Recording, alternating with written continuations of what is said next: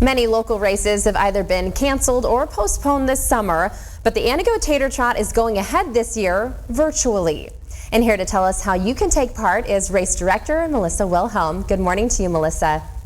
Morning, how are you doing? Doing great, and I'm so happy to see you even though it's this way. But first of all, why was it so important to all of you to hold the race but in a different way?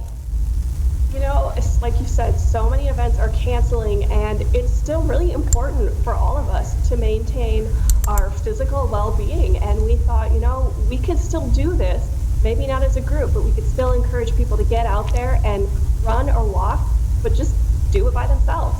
I think a lot of people will be so happy to have this option, and instead though of it being a single day in-person event, there are really a bunch of ways that you can do it. So what are the distances that you can choose, and when will this be taking place?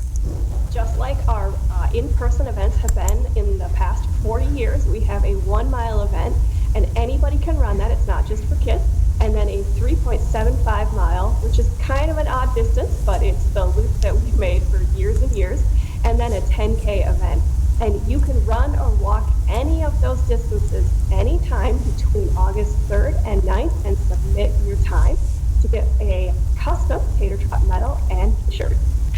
That's perfect, and I know that a lot of people will be happy to have the option to choose the perfect day for them to be able to race, which is nice to have it a little bit spread out. And as you mentioned though, no trophies given out this year, and it's one of the best trophies around, that amazing Spud-tastic Tater Trophy, but you said people will be getting shirts and medals?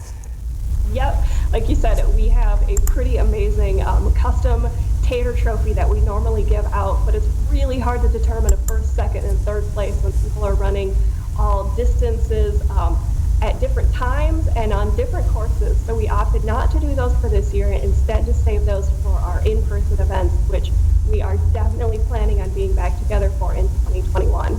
Of course. And Melissa, this race, it really does have a great history of raising money for the Antigo community for decades now. So who will be able to benefit from the proceeds?